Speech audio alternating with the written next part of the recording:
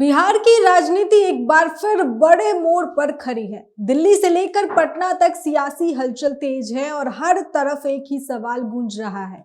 क्या नीतीश कुमार अपने लंबे कार्यकाल के बाद अब सत्ता की कुर्सी छोड़ने जा रहे हैं? राज्यसभा सांसद की शपथ लेने के बाद उनकी भूमिका को लेकर चर्चाएं और भी तेज हो गई है। इसी बीच मुख्यमंत्री पद, नए नेतृत्व और एनडीए की रणनीति को लेकर सस्पेंस लगातार बढ़ता जा रहा है।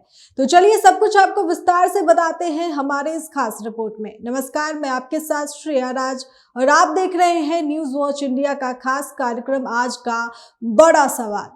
बिहार के मुख्यमंत्री नीतीश कुमार ने हाल ही में दिल्ली में राज्यसभा सांसद पद की शपथ ली थी। ये कदम उनके राजनीतिक करियर में एक बड़ा बदलाव माना जा रहा है, क्योंकि अब वे केंद्र की राजनीति में सक्रिय भूमिका निभा सकते हैं और जेडीयू के राष्ट्रीय अध्यक्ष के रूप में चौथी बार जिम्मेदारी संभालने की ओर बढ़ रहे हैं।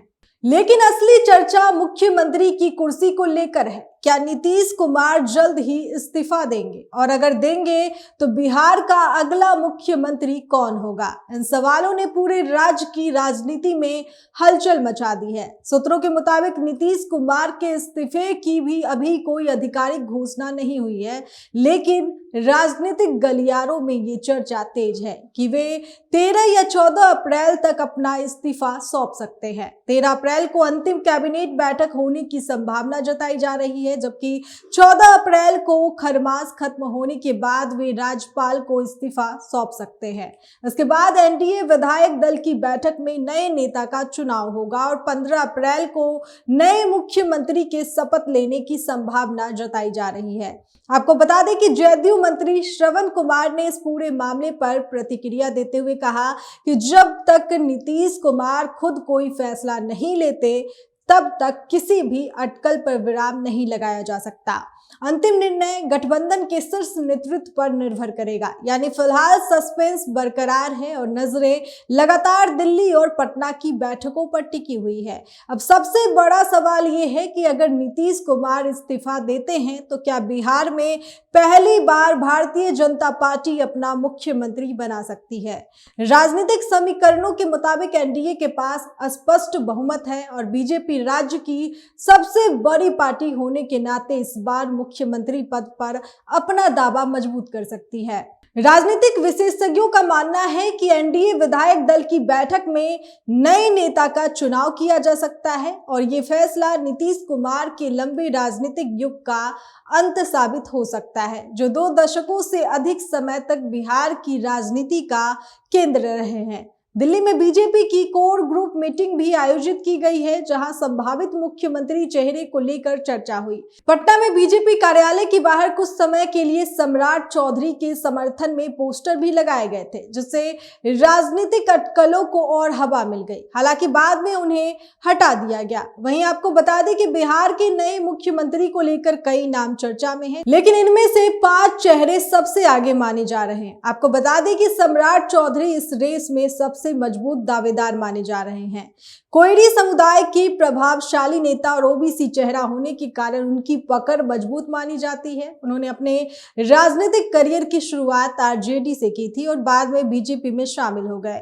संगठन में तेजी से तरक्की करते हुए वे बिहार बीजेपी अध्यक्ष बने और वर्तमान में डिप्टी सीएम की जिम्मेदारी संभाल रहे हैं। उनकी बढ़ती लोकप्रियता और संगठन पर मजबूत पकड़ उन्हें फ्रंट रनर बनाती है। वहीं 5 बार के विधायक विजय कुमार सिन्हा भूमियार समुदाय से आते हैं और आरएसएस से मजबूत संबंध रखते हैं। वे अनुभवी नेता माने जाते हैं और संगठन में उनकी पकड़ मजबूत है। वे पहले विधानसभा अध्यक्ष और मंत्री रह चुके हैं। हालांकि उन्होंने खुद मुख्यमंत्री पद की दौड़ से खुद को अलग बताया है, लेकिन उनका नाम अभी भी चर्चा में बना हुआ है। वहीं दिलीप जायसवाल भी लंबे समय तक बीजेपी संगठन में सक्रिय रहे हैं और राज्य कोषाध्यक्ष और प्रदेश अध्यक्ष जैसे महत्वपूर्ण पद संभाल चुके हैं। वर्तमान में वे मंत्री भी हैं और उद्योग तथा सड़क निर्माण विभाग की जिम्मेदारी देख रहे हैं। संगठनात्मक अनुभव और प्रशासनिक पकड़ उन्हें एक मजबूत विकल्प बनाती है। केंद्र में मंत्री और अनुभवी नेता नित्यानंद राय भी इस रेस में शामिल हैं।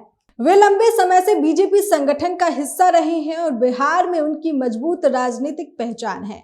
केंद्र और राज्य दोनों स्तर पर उनका अनुभव उन्हें एक संतुलित उम्मीदवार बनाता है। पूर्व प्रदेश अध्यक्ष और अनुभवी नेता मंगल पांडे भी इस रेस में शामिल हैं। स्वास्थ्य मंत्री के रूप में उनके काम की चर्चा रही है और पार्टी संगठन में उनकी मजबूत पकड़ उन्हें एक संभावित विकल्प बनाती है। इसके अलावा संजीव चौरसिया, जनक राम और रमा निषाद जैसे नाम भी चर्चा में है, लेकिन मुख्य मुकाबला इन्हीं 5 नेताओं के बीच माना जा रहा है। आपको बता दें कि राजनीतिक गलियारों में यह भी चर्चा है कि बीजेपी मध्य प्रदेश, राजस्थान और छत्तीसगढ़ की तरह बिहार में भी किसी नए या अप्रत्याशित चेहरे को मुख्यमंत्री बना सकती है। ईवीसी या दलित समुदाय से किसी नए चेहरे को आगे लाने की संभावना भी जताई जा रही है। हालांकि विशेषज्ञों का मानना है कि इस बार पार्टी ज्यादा जोखिम लेने के मूड में नहीं है और संभवतः किसी फ्रंट रनर पर ही भरोसा किया जाएगा।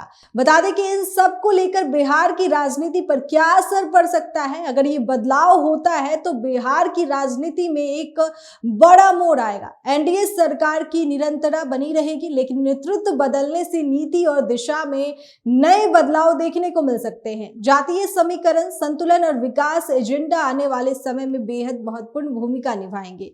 नीतीश कुमार ने संकेत दिए हैं कि वे नई सरकार को पूरा सहयोग देंगे, जिससे ये साफ है कि गठबंधन में फिलहाल कोई बड़ा टकराव नहीं दिख रहा, लेकिन असली तस्वीर आने वाले 2-3 दिनों में साफ हो जाएगी। फिलहाल बिहार की राजनीति एक बड़े बदलाव के कगार पर खड़ी है।